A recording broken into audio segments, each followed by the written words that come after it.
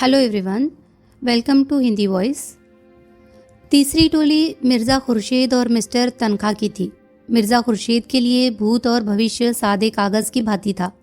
वह वर्तमान में रहते थे, न भूत का पछतावा न भविष्य की चिंता। जो कुछ सामने आ जाता था उसमें जी जान से लग जाते थे। मित्रों की मंडली में वह विनोद के पुतले थे। काउंसिल में उनसे ज़्यादा उत्साही मेंबर कोई न था। जिस प्रश्न के पीछे पड़ जाते मिनिस्टरों को रुला देते। किसी के साथ रू रियायत करना न जानते थे। बीच बीच में परिहास भी करते जाते थे। उनके लिए आज जीवन था, कल का पता नहीं। गुस्सेवर भी ऐसे थे कि ताल ठोक कर सामने आ जाते थे। नम्रता के सामने दंडवत करते थे, लेकिन जहाँ किसी ने शान दिखाई और यह हाथ धोकर उसके पीछे पड़े।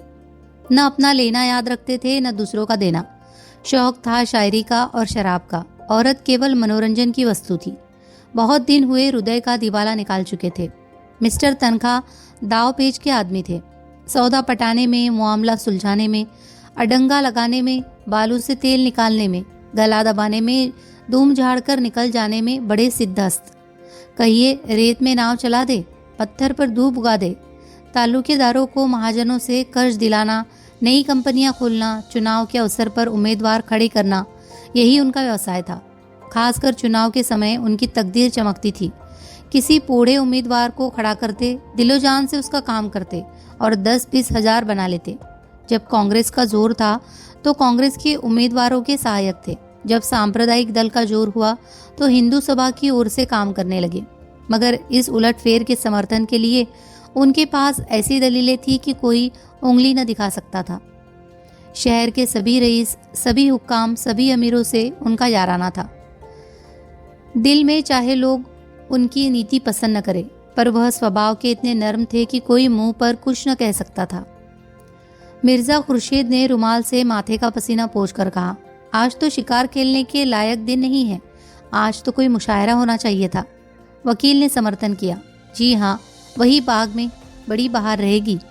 थोड़ी देर के बाद मिस्टर तनखा ने मामले की बात छेड़ी। अब की चुनाव में बड़े बड़े गुल खिलेंगे, आपके लिए भी मुश्किल है। मिर्जा विरक्त मन से बोले, अब की मैं खड़ा ही न होऊंगा। तनखा ने पूछा, क्यों? मुफ्त की बकबक कौन करे, फायदा ही क्या? मुझे अब इस डेमोक्रेसी में भक्ति नहीं रही। जरा सा काम और महीनों की बहस। हाँ, जनता की आंखों में धूल झोंकने के लिए अच्छा स्वांग है। इससे तो कहीं अच्छा है कि एक गवर्नर रहे, चाहे वो हिंदुस्तानी हो या अंग्रेज। इससे बहस नहीं। एक इंजन जिस गाड़ी को बड़े मजे से हजारों मील खींच ले जाता है, उसे 10,000 आदमी मिलकर भी उतनी तेजी से नहीं खींच सकते। मैं तो ये सारा तमाशा देखकर काउंसिल से बेजार हो गया हूँ। मेरा बस चले तो काउंसिल में आग लगा दूँ। जिसे हम डेमोक्रेसी कहते हैं वो व्यवहार में बड़े बड़े व्यापारियों और जमींदारों का राज्य है, और कुछ नहीं। चुनाव में वही बाजी ले जाता है जिसके पास रुपए है। रुपए के जोर से उसके लिए सभी सुविधाएं तैयार हो जाती है। बड़े बड़े पंडित, बड़े बड़े मौलवी, बड़े बड़े लिखने और बोलने वाले, जो अपनी जबान और कलम से पब्लिक को जिस तरफ चाहे फेर दे। सभी सोने के देवता के पैरों पर माथा रगड़ते हैं। मैंने तो इरादा कर लिया है, अब इलेक्शन के पास न जाऊंगा। मेरा प्रोपेगेंडा अब डेमोक्रेसी के खिलाफ होगा।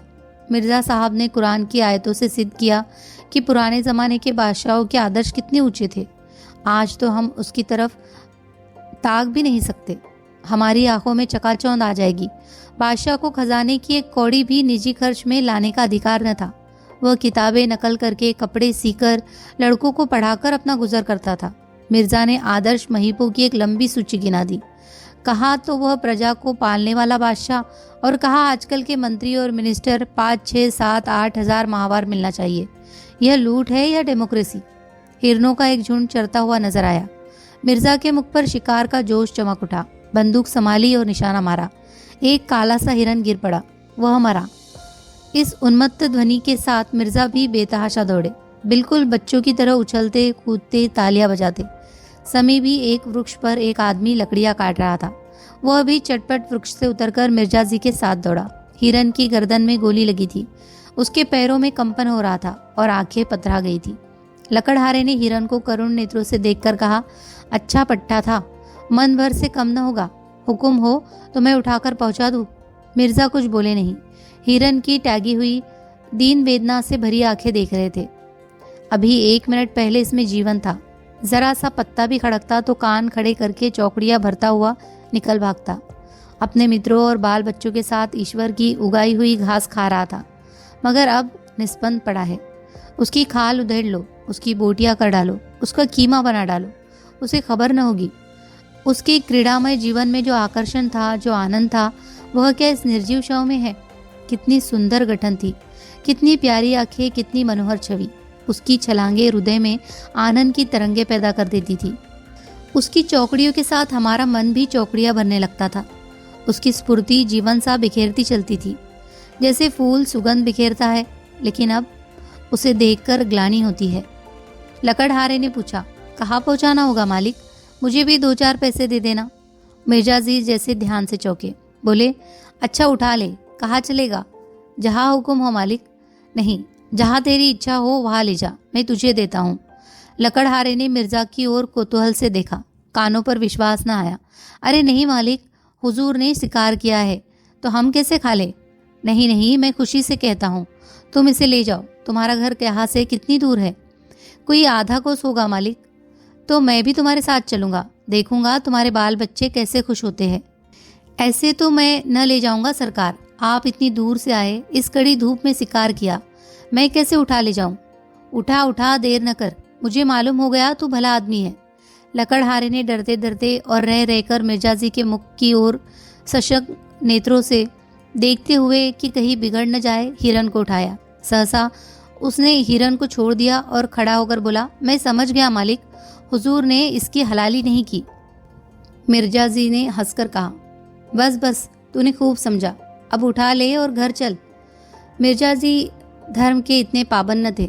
10 साल से उन्होंने नमाज न पढ़ी थी। 2 महीने में 1 दिन व्रत रख लेते थे, बिल्कुल निराहार निर्जल। मगर लकड़हारे को इस ख्याल से जो संतोप हुआ था कि हिरन अब इन लोगों के लिए अखाद्य हो गया है, उसे फीका न करना चाहते थे। लकड़हारे ने हल्के मन से हिरन को गर्दन पर रख लिया और घर की ओर चला। तनखा अभी तक तटस्थ से वही पेड़ के नीचे खड़े थे। धूप में हिरन के पास जाने का कष्ट क्यों उठाते? कुछ समय में न आ रहा था कि मामला क्या है, कुछ समझ में न आ रहा था कि मामला क्या है। लेकिन जब लकड़हारे को उल्टी दिशा में जाते देखा तो आकर मिर्जा से बोले, आप उधर कहाँ जा रहे हैं हजरत? क्या रास्ता भूल गए? मिर्जा ने अपराधी भाव से मुस्कुराकर कहा, मैंने शिकार इस गरीब आदमी को दे दिया, अब जरा इसके घर चल रहा हूँ, आप भी आइए ना। तनखा ने मिर्जा को कुतूहल की दृष्टि से देखा और बोले, आप अपने होश में हैं या नहीं? कह नहीं सकता, मुझे खुद नहीं मालूम। शिकार इसे क्यों दे दिया? इसीलिए कि उसे पाकर इसे जितनी खुशी होगी मुझे या आपको न होगी। तनखा किसी आकर बोले, जाइए, सोचा था खूब कबाब उड़ाएंगे, सो आपने सारा मजा किरकिरा कर दिया। खैर राय साहब और मेहता कुछ न कुछ लाएंगे ही, कोई गम नहीं। मैं इस इलेक्शन के बारे में कुछ अर्ज करना चाहता हूँ। आप नहीं खड़ा होना चाहते ना सही, आपकी जैसी मर्जी, लेकिन आपको इसमें क्या तामुल है कि जो लोग खड़े हो रहे हैं उनसे इसकी अच्छी कीमत वसूल की जाए? मैं आपसे सिर्फ इतना चाहता हूँ कि आप किसी पर यह भेद न खुलने दे कि आप नहीं खड़े हो रहे हैं। सिर्फ इतनी मेहरबानी कीजिए मेरे साथ। ख्वाजा जमाल ताहिर इसी शहर से खड़े हो रहे हैं। रईसों के वोट 16 आने उनकी तरफ है ही, हुक्काम भी उनके मददगार है। फिर भी पब्लिक पर आपका जो असर है, इससे उनकी कोर दब रही है।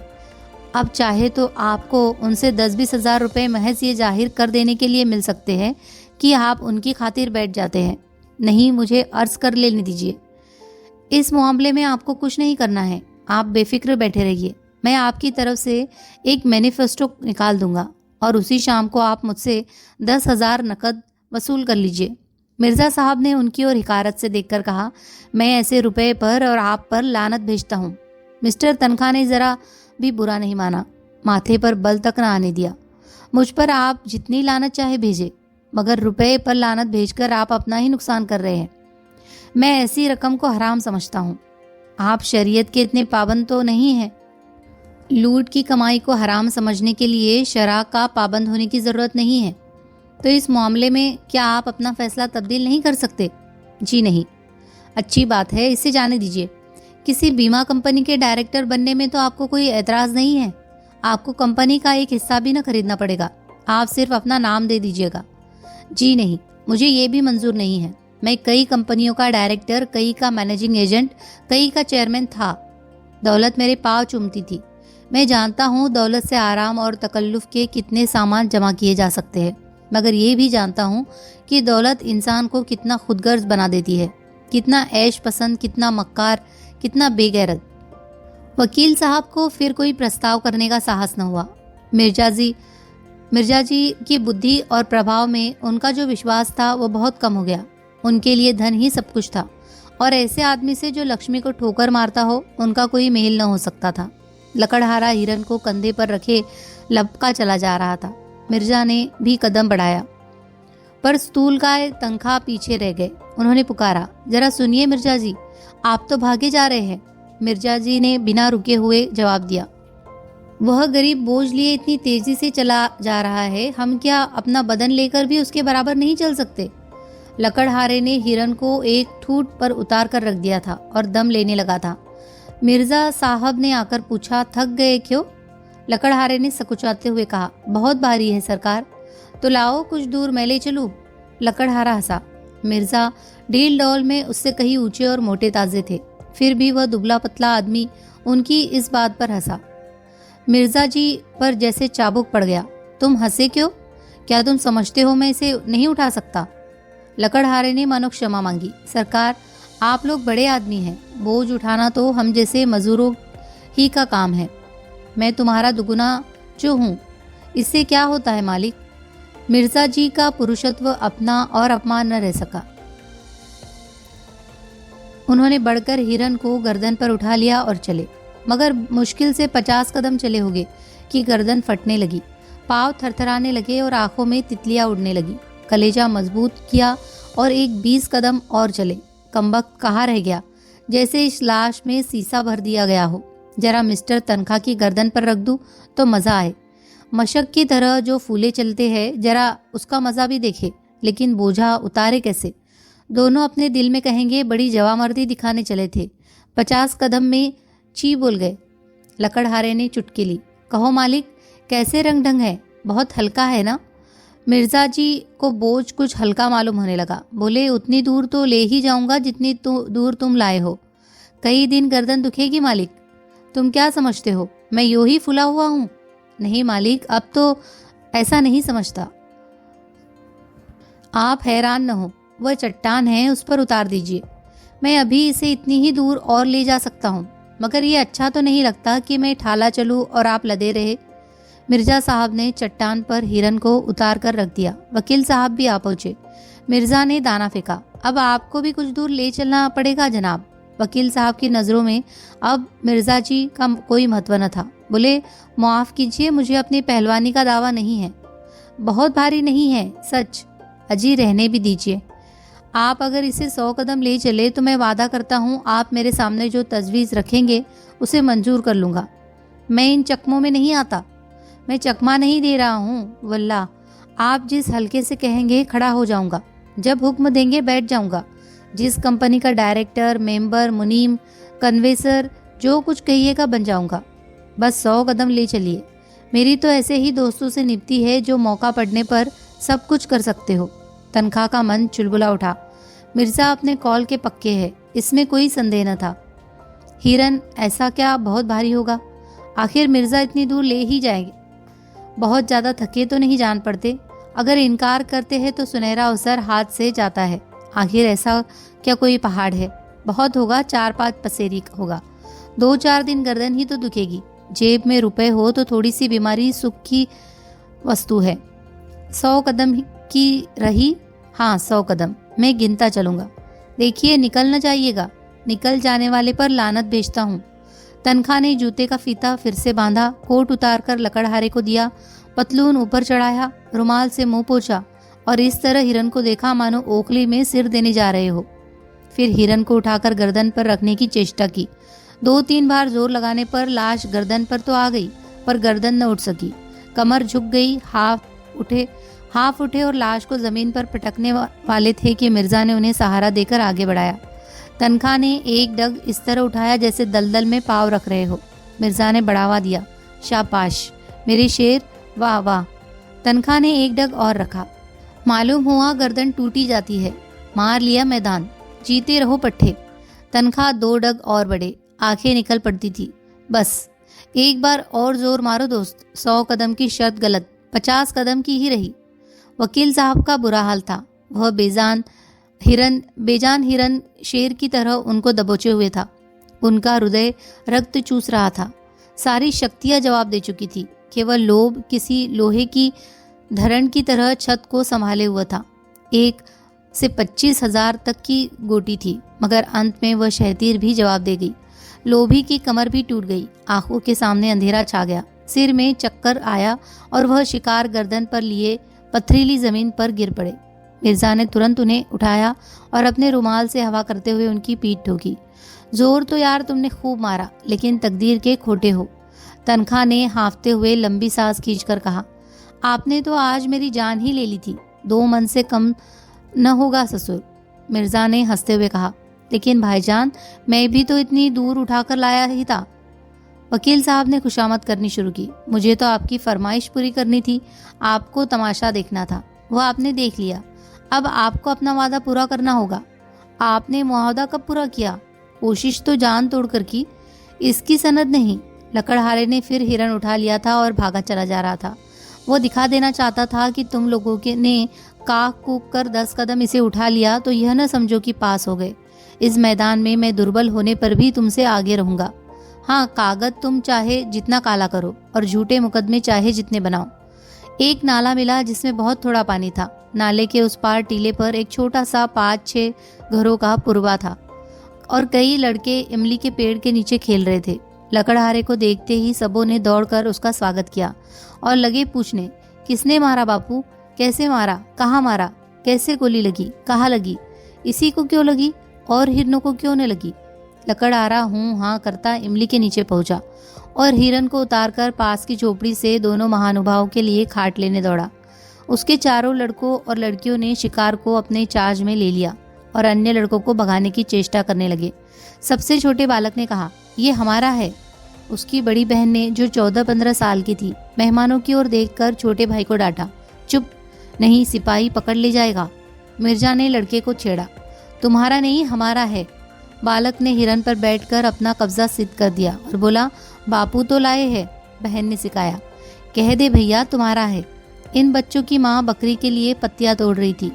2 नए भले आदमियों को देखकर उसने जरा सा घूंघट निकाल लिया और शर्माई कि उसकी साड़ी कितनी मैली, कितनी फटी, कितनी उटंगी है। वह इस वेश में मेहमानों के सामने कैसे जाए? और गए बिना काम नहीं चलता। पानी वानी देना है। अभी दोपहर होने में कुछ कसर थी, लेकिन मिर्जा साहब ने दोपहरी इसी गांव में काटने का निश्चय किया। गांव के आदमियों को जमा किया, शराब मंगवाई, शिकार पका, समीप के बाजार से घी और मैदा मंगवाया और सारे गांव को भूज दिया। छोटे बड़े स्त्री पुरुष सबों ने दावत उड़ाई। मर्दों ने खूब शराब पी और मस्त होकर शाम तक गाते रहे और मिर्जा जी बालकों के साथ बालक, शराबियों के साथ शराबी, बूढ़ों के साथ बूढ़े, जवानों के साथ जवान बने हुए थे। इतनी देर में सारे गांव से उनका इतना घनिष्ठ परिचय हो गया था मानो यही के निवासी हो। लड़के तो उन पर लदे पड़ते थे। कोई उनकी फूदनेदार टोपी सिर पर रखे लेता था, कोई उनकी राइफल कंधे पर रखकर अकड़ता हुआ चलता था, कोई उनकी कलाई की घड़ी खोलकर अपनी कलाई पर बांध लेता था। मिर्जा ने खूब देशी शराब पी और झूम झूम कर जंगली आदमियों के साथ गाते रहे। जब ये लोग सूर्यास्त के समय यहाँ से विदा हुए तो गांव भर के नर नारी इन्हें बड़ी दूर तक पहुँचाने आए। कई तो रोते थे। ऐसा सौभाग्य उन गरीबों के जीवन में शायद पहली ही बार आया हो कि किसी शिकारी ने उनकी दावत की हो। जरूर यह कोई राजा है, नहीं तो इतना दरियाव दिल किसका होता है? इनके दर्शन फिर काहे को होंगे? कुछ दूर चलने के बाद मिर्जा ने पीछे फिरकर देखा और बोले, बेचारे कितने खुश थे। काश मेरी जिंदगी में ऐसे मौके रोज आते। आज का दिन बड़ा मुबारक था। तनख्वाह ने बेरुखी के साथ कहा, आपके लिए मुबारक होगा, मेरे लिए तो मनहूस ही था। मतलब कि कोई बात न हुई। दिन भर जंगलों और पहाड़ों की खाक छानने के बाद अपना सा मुंह लिए लौट जाते हैं। मिर्जा ने निर्दयता से कहा, मुझे आपके साथ हमदर्दी नहीं है। दोनों आदमी जब बरगद के नीचे पहुंचे तो दोनों टोलियां लौट चुकी थी। मेहता मुंह लटकाए हुए थे। मालती विमन सी अलग बैठी थी, जो नई बात थी। राय साहब और खन्ना दोनों भूखे रह गए थे और किसी के मुंह से बात न निकलती थी। वकील साहब इसीलिए दुखी थे कि मिर्जा ने उनके साथ बेवफाई की। अकेले मिर्जा साहब प्रसन्न थे और वह प्रसन्नता अलौकिक थी। प्रातःकाल होरी के घर में एक पूरा हंगामा हो गया। होरी धनिया को मार रहा था, धनिया उसे गालियां दे रही थी। दोनों लड़कियां बाप के पाँव से लिपटी चिल्ला रही थी और गोबर माँ को बचा रहा था। बार बार होरी का हाथ पकड़कर पीछे ढकेल देता, पर जो ही धनिया के मुंह से कोई गाली निकल जाती, होरी अपने हाथ छुड़ाकर उसे 2-4 घूंसे और लात जमा देता। उसका बूढ़ा क्रोध जैसे किसी गुप्त संचित शक्ति को निकाल लाया हो। सारे गांव में हलचल पड़ गई। लोग समझाने के बहाने तमाशा देखने आ पहुंचे। शोभा लाठी टेकता आ खड़ा हुआ। दाता दीन ने डांटा, ये क्या है होरी, तुम बावले हो गए हो क्या? कोई इस तरह घर की लक्ष्मी पर हाथ छोड़ता है? तुम्हें तो यह रोग न था, क्या हीरा की छूत तुम्हें भी लग गई? होरी ने कहा, महाराज तुम इस बखत न बोलो, मैं आज इसकी बांध छुड़ाकर तम लूंगा। मैं जितना ही तरह देता हूँ उतना ही यह सिर चढ़ती जाती है। धनिया सजल नेत्रों में बोली, महाराज तुम गवाह रहना, मैं आज इसे और इसके हत्यारे भाई को जेहल भिजवा कर तब पानी पीऊंगी। इसके भाई ने गाय को माहौर खिलाकर मार डाला। अब तो मैं थाने में रपट लिखाने जा रही हूँ, तो यह हत्यारा मुझे मारता है, इसके पीछे अपने जिंदगी चौपट कर दी, उसका यह इनाम दे रहा है। होरी ने दांत पीसकर और आंखें निकाल कर कहा, फिर वही बात मुंह से निकाली, तूने देखा था हीरा को माहौर खिलाते? तू कसम खा जा कि तूने हीरा को गाय की नांद के पास खड़े नहीं देखा। हाँ, मैंने नहीं देखा, कसम खाता हूँ। बेटे के माथे पर हाथ रख के कसम खा। होरी ने गोबर के माथे पर कांपता हुआ हाथ रखकर कांपते हुए स्वर में कहा, मैं बेटे की कसम खाता हूँ कि मैंने हीरा को नांद के पास नहीं देखा। धनिया ने जमीन पर थूक कर कहा, थोड़ी है तेरी जुटाई पर। तूने खुद मुझसे कहा कि हीरा चोरों की तरह नांद के पास खड़ा था और अब भाई के पक्ष में झूठ बोलता है। थोड़ी है, अगर मेरे बेटे का बाल भी बाका हुआ तो घर में आग लगा दूंगी, सारी गृहस्थी में आग लगा दूंगी। भगवान, आदमी मुंह से बात कहकर इतनी बेशर्मी से मुकर जाता है। होरी पाव पटक कर बोला, धनिया गुस्सा मत दिला, नहीं बुरा होगा। मार तो रहा है और मार ले। जो तू अपने बाप का बेटा होगा तो आज मुझे मारकर तब तक पानी पिएगा। पापी ने मारते मारते मेरा भुरकस निकाल दिया, फिर भी इसका जी नहीं भरा।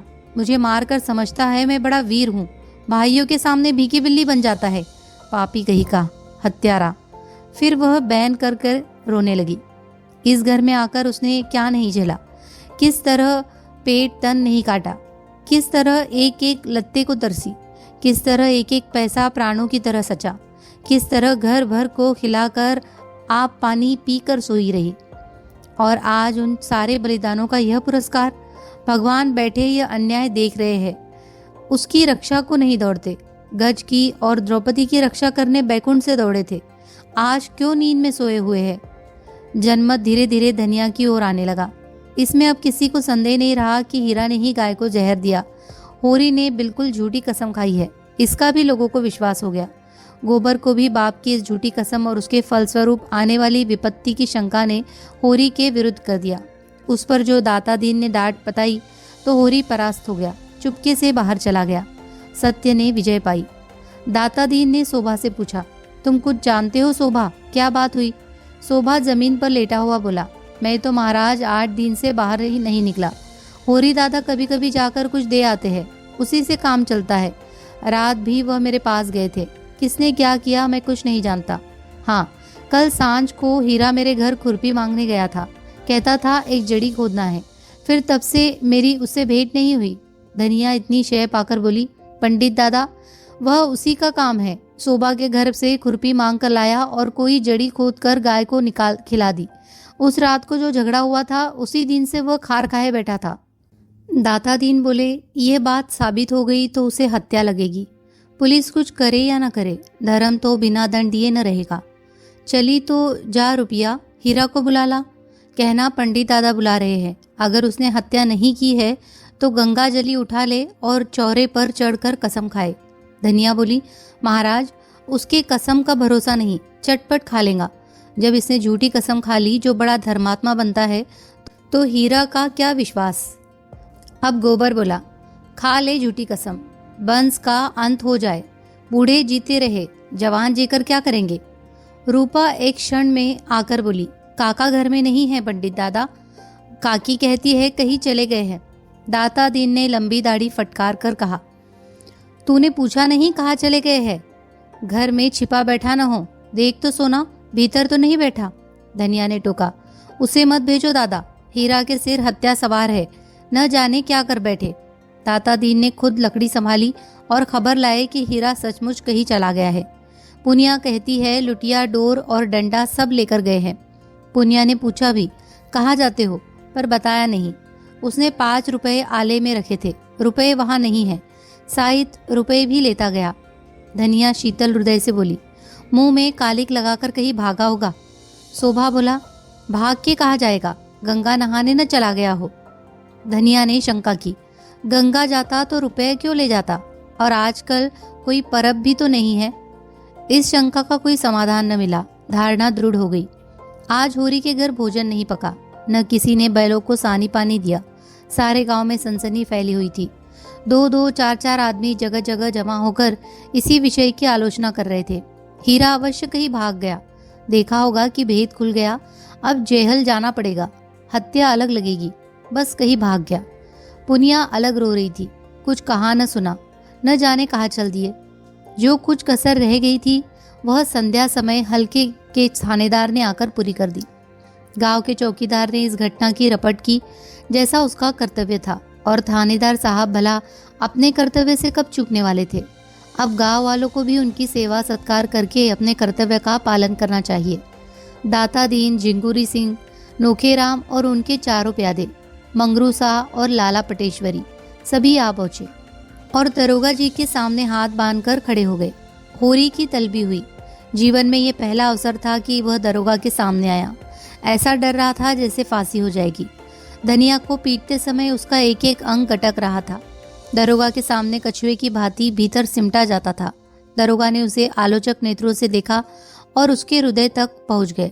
आदमियों की नस पहचानने का उन्हें अच्छा अभ्यास था। किताबी मनोविज्ञान में कोरे, पर व्यवहारिक मनोविज्ञान के मर्मज्ञ थे। यकीन हो गया, आज अच्छे का मुंह देखकर उठे हैं। और होरी का चेहरा कह देता था, इससे केवल एक घुड़की काफी है। दरोगा ने पूछा, तुझे किस पर शुबहा है? होरी ने जमीन छुई और हाथ बांधकर बोला, मेरा शुबहा किसी पर नहीं है सरकार। गाय अपने मौत से मरी है, बुढ़ी हो गई थी। धनिया भी आकर पीछे खड़ी थी, तुरंत बोली, गाय मारी है तुम्हारे भाई हीरा ने। सरकार ऐसे बौड़म नहीं है कि जो कुछ तुम कह दोगे मान लोगे। यहाँ जांच तहकीकात करने आए हैं। दरोगा जी ने पूछा, ये कौन औरत है? कई आदमियों ने दरोगा जी से कुछ बातचीत करने का सौभाग्य प्राप्त करने के लिए चढ़ा ऊपरी की। एक साथ बोले और अपने मन को इस कल्पना से संतोष किया कि पहले मैं बोला, होरी की घरवाली है सरकार। तो इसे बुलाओ, मैं पहले इसी का बयान लिखूंगा। वह कहाँ है हीरा? विशिष्ट जनों ने एक स्वर से कहा, वह तो आज सवेरे से ही कहीं चला गया है सरकार। मैं उसके घर की तलाशी लूंगा। तलाशी? होरी की सांस तले ऊपर होने लगी। उसके भाई हीरा के घर की तलाशी होगी, और हीरा घर में नहीं है, और फिर होरी के जीते जी उसके देखते यह तलाशी न होने पाएगी। और धनिया से अब उसका कोई संबंध नहीं, जहाँ चाहे जाए। वह उसकी इज्जत बिगाड़ने पर आ गई है, तो उसके घर में कैसे रह सकती है? जब गली गली ठोकर खाएगी तब पता चलेगा। गांव के विशिष्ट जनों ने इस महान संकट को टालने के लिए कानाफूसी शुरू की। दाता दीन ने गंजा सिर हिलाकर कहा, यह सब कमाने के ढंग है। पूछो हीरा के घर में क्या रखा है? पटेश्वरी लाल बहुत लंबे थे, पर लंबे होकर भी बेवकूफ न थे। अपना लंबा काला मुंह और लंबा करके बोले, और यहाँ आया है किस लिए? और जब आया है बिना कुछ लिए दिए गया कब है? जिंगूरी सिंह ने होरी को बुलाकर कान में कहा, निकालो, जो कुछ देना हो, यो गला न छूटेगा। दरोगा जी ने अब जरा गरज कर कहा, मैं हीरा के घर की तलाशी लूंगा। होरी के मुख का रंग उड़ गया था, जैसे देह का सारा रक्त सूख गया हो। तलाशी उसके घर हुई तो उसके भाई के घर हुई तो एक ही बात है। हीरा अलग सही, पर दुनिया तो जानती है वो उसका भाई है। मगर इस वक्त उसका कुछ बस नहीं। उसके पास रुपए होते तो इसी वक्त 50 रुपए लाकर दरोगा जी के चरणों पर रख देता और कहता, सरकार, मेरी इज्जत अब आपके हाथ में है। मगर उसके पास तो जहर खाने को भी एक पैसा नहीं है। धनिया के पास चाहे 2-4 रुपए पड़े हो, पर वह चुड़ैल भला क्यों देने लगी? मृत्युदंड पाए हुए आदमी की भांति सिर झुकाए अपने अपमान की वेदना का तीव्र अनुभव करता हुआ चुपचाप खड़ा रहा। दाता दीन ने होरी को सचेत किया, अब इस तरह खड़े रहने से काम न चलेगा होरी, रुपए की कोई जुगत करो। होरी दीन स्वर में बोला, अब मैं क्या अरज करूं महाराज, अभी तो पहले ही की गठरी सिर पर लदी है और किस मुंह से मांगू, लेकिन इस संकट से उबार लो। जीता रहा तो कौड़ी कौड़ी चुका दूंगा, मैं मर भी जाऊं तो गोबर तो है ही। नेताओं में सलाह होने लगी, दरोगा जी क्यों क्या भेंट किया जाए। दाता दीन ने 50 का प्रस्ताव किया। झिंगुरी सिंह ने के अनुमान में 100 से कम पर सौदा न होगा। नोकेराम भी 100 के पक्ष में थे और होरी के लिए 100 और 50 में कोई अंतर न था। इस तलाशी का संकट उसके सिर से टल जाए, पूजा चाहे कितनी ही चढ़ानी पड़े, मरे को मन भर लकड़ी से जलाओ या 10 मने से, उसे क्या चिंता। मगर पटेश्वरी से यह अन्याय न देखा गया। कोई डाका या कत्ल तो हुआ नहीं, केवल तलाशी हो रही है, इसके लिए 20 रुपए बहुत है। नेताओं ने धिक्कारा, तो फिर दरोगा जी से बातचीत करना, हम लोग नगीच न जाएंगे, कौन घुड़किया खाए। होरी ने पटेश्वरी के पांव पर अपना सिर रख दिया, भैया मेरा उद्धार करो, जब तक जीऊंगा तुम्हारी ताबेदारी करूंगा। दरोगा जी ने फिर अपने विशाल वक्ष और विशालतर उदर की पूरी शक्ति से कहा, कहाँ है हीरा का घर, मैं उसके घर की तलाशी लूंगा। पटेश्वरी ने आगे बढ़कर दरोगा जी के कान में कहा, तलाशी लेकर क्या करोगे हुजूर, उसका भाई आपकी ताबेदारी के लिए हाजिर है। दोनों आदमी जरा अलग जाकर बातें करने लगे। कैसा आदमी है? बहुत ही गरीब है हुजूर, भोजन का ठिकाना भी नहीं। सच? हाँ हुजूर, ईमान से कहता हूँ। अरे तो क्या एक 50 का डॉल भी नहीं है? कहा की बात हुजूर, 10 मिल जाए तो 1000 समझिए, 50 तो 50 जन्म में भी मुमकिन नहीं, और वह भी जब कोई महाजन खड़ा हो जाएगा। दरोगा जी ने 1 मिनट तक विचार करके कहा, तो फिर उसे सताने से क्या फायदा, मैं ऐसों को नहीं सताता जो आप ही मर रहे हो। पटेश्वरी ने देखा निशाना और आगे जा पड़ा। बोले, नहीं हुजूर, ऐसा न कीजिए, नहीं फिर हम कहाँ जाएंगे, हमारे पास दूसरी और कौन सी खेती है। तुम इलाके के पटवारी हो जी, कैसी बातें करते हो। जब ऐसा कोई अवसर आ जाता है तो आपकी बदौलत हम भी कुछ पा जाते हैं, नहीं पटवारी को कौन पूछता है। अच्छा जाओ 30 रुपए दिलवा दो, 20 रुपए हमारे, 10 रुपए तुम्हारे। 4 मुखिया है, इसका ख्याल कीजिए। अच्छा आधे आधे पर रखो, जल्दी करो, मुझे देर हो रही है। पटेश्वरी ने झिंगुरी से कहा। झिंगुरी ने होरी को इशारे से बुलाया, अपने घर ले गए। 30 रुपए गिनकर उसके हवाले किए और एहसान से दबाते हुए बोले, आज ही कागज लिखा लेना, तुम्हारा मुंह देखकर रुपए दे रहा हूँ, तुम्हारी भल मनसी पर। होरी ने रुपए लिए और अंगोछे के कोर में बांधे प्रसन्न मुख आकर दरोगा जी की ओर चला। सहसा धनिया झपट कर आगे आई और अंगोछी एक झटके के साथ उसके हाथ से छीन ली। गांठ पक्की न थी, झटका पाते ही खुल गई और सारे रुपए जमीन पर बिखर गए। नागिन की तरफ फुंकार कर बोली, ये रुपया कहाँ लिए जा रहा है, बता। भला चाहता है तो सब रुपए लौटा दे, नहीं कह देती हूँ, घर के परानी रात दिन मरे और दाने दाने को तरसे, लत्ता भी पहनने को मैसर न हो, और अंजुली भर रुपए लेकर चला है इज्जत बचाने। ऐसी बड़ी है तेरी इज्जत जिसके घर में चूहे लोटे, वह भी इज्जत वाला है।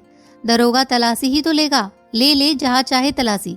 एक तो 100 रुपए की गाय गई, उस पर यह पलेथन, वाह रे तेरी इज्जत। होरी खून का घूंट पी कर रह गया। सारा समूह जैसे थर्रा उठा, नेताओं के सिर झुक गए। दरोगा का मुंह जरा सा निकल आया। अपने जीवन में उसे ऐसी लताड़ न मिली थी।